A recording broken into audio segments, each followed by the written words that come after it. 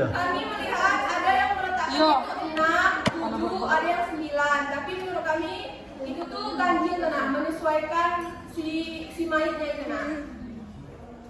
Besarnya itu pada umumnya itu kalau untuk orang dewasa itu sebesar kepala bayi yang baru lahir itu nah. Satunya itu. Seperti itu. Kita langsung saja.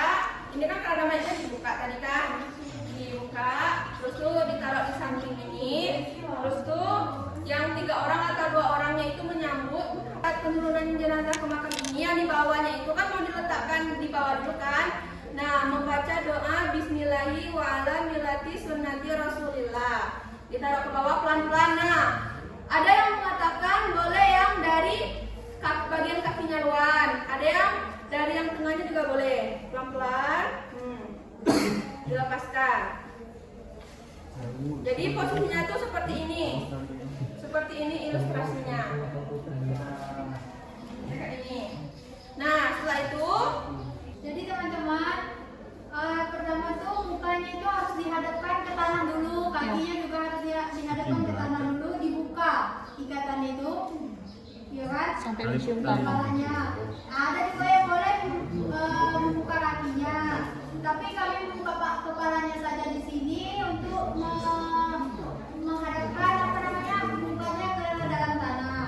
Setelah itu kalau ada yang di Indonesia itu kan azan kan, jadi itu diazankan. Setelah itu baru menaruh ininya di bagian ini. Nih. Ini ada yang 3, ada yang 5, ada yang 6, ada yang setelah itu teman-teman baru harus ditutup dengan ini ya teman-teman, karena haram hukumnya kalau jenazah terkena dengan tanah itu tidak boleh. Jadi harus ditutup pakai kayu. Kayu boleh, batu bata boleh, bambu boleh. Tapi bukan batu bata yang sejenis yang di sini kan yang kecil-kecil. Sudah itu baru ditimbun. Timbunnya pelan-pelan dengan tanah.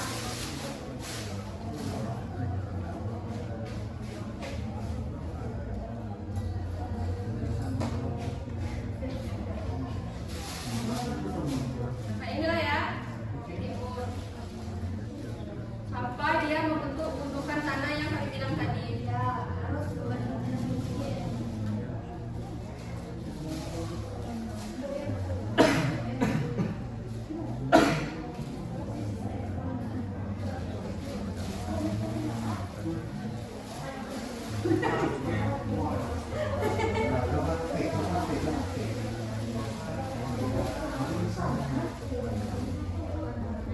Sini itu ada gundukan yang Ya.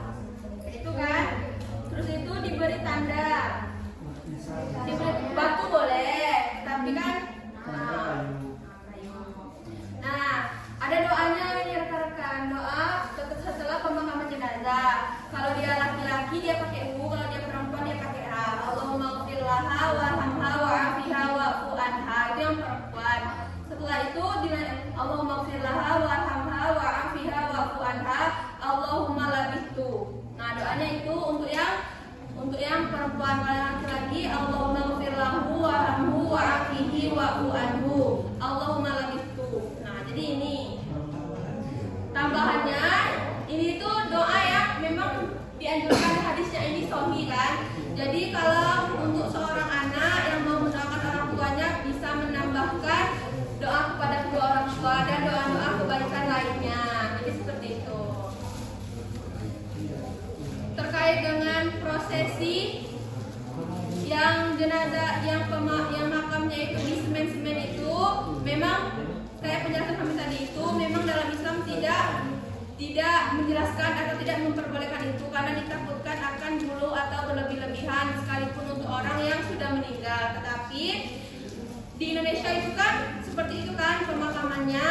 Nah itu tuh sebagai bentuk penghormatan. Kami juga tidak menyalahkan kalau emang ada orang yang memakai makam, karena keluarga saya juga memakai makam yang di semen-semen kayak gitu kan, yang dipakai batu nisan. Itu tuh tujuannya itu baik agar makamnya itu tahu tidak hilang dan bisa kita ziarahi untuk mengingat mati. Jadi tujuan kita ziarah itu kan untuk mengingat mati. Ya, mengingat. Sekian presentasi dari kami.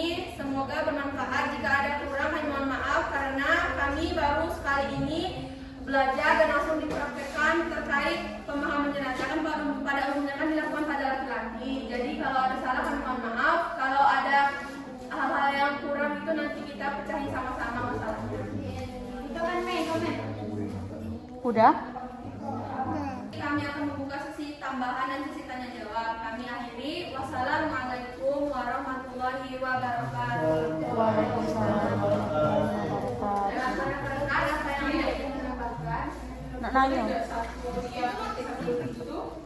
Makan lupa perlu dijelaskan. Boleh, tapi kalau dalam kondisi darurat, misalnya pada kayak wabah COVID kemarin kan, banyak orang yang meninggal sementara yang lainnya itu kurang. Itu tuh diperbolehkan seperti itu. Nah, satu juga kayak gini kan, untuk laki-laki kan boleh kan menikah dengan wanita ahli kitab, maksudnya itu wanita non muslim, tetapi yang menerima 3 kitab selain Al-Quran itu kan boleh dinikahin. Nah, tapi kan dia kan tetap non muslim kan, tetap non muslim. Jadi misalnya dia ini meninggal, sementara suaminya ini dalam kondisi muslim dan si jenazah perempuannya ini kan hamil. Misalnya hamil tetapi dia ini meninggal. Dia itu tidak bisa diletakkan di kuburan non muslim atau kuburan yang muslim. Dia itu emang ada kuburannya tersendiri itu nak. Karena anaknya itu kan muslim, sementara orang tuanya ini non muslim gitu kan. Jadi emang diletakkan terpisah. Terkait pertanyaan Mbak Nabila Atika tadi, kami sudah baca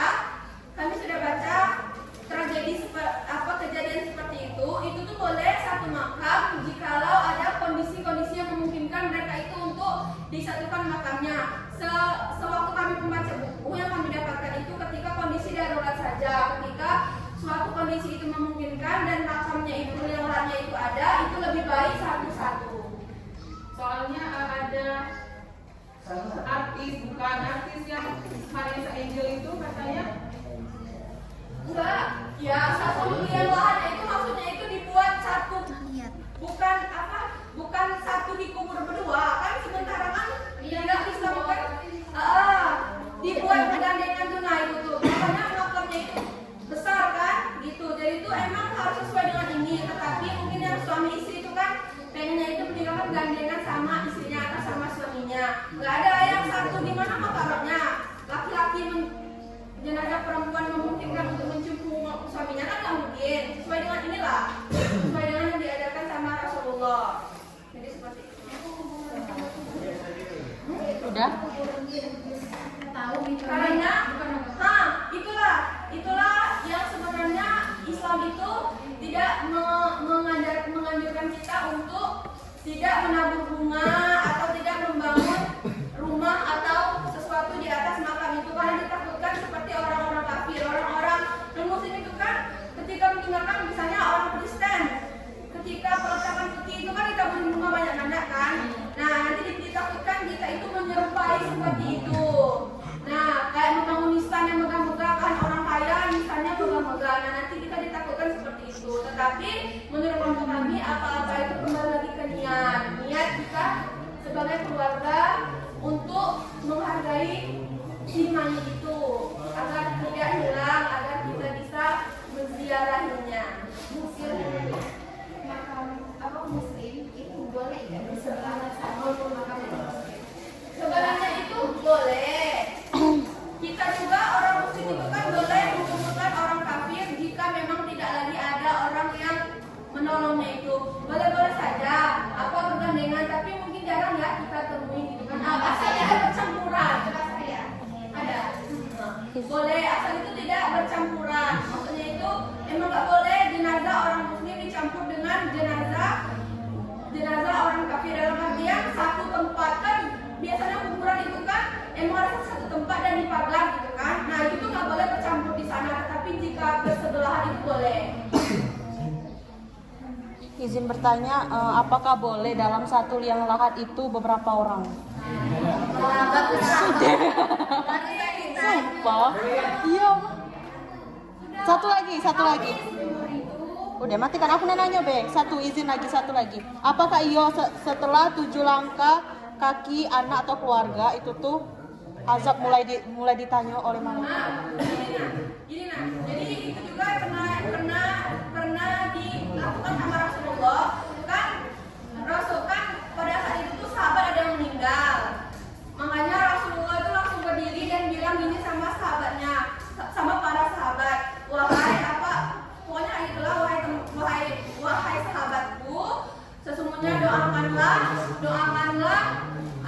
orang yang meninggal ini, karena sesungguhnya mereka ini telah ditanya di alam kuburnya. Makanya ada doa yang saya bilang tadi kan, doa itu memang diajarkan sama Rasulullah agar karena ketika ditutup itu tuh yang saya baca mereka itu sudah ditanya. Oh, kalau ditutup tuh ditanya berarti.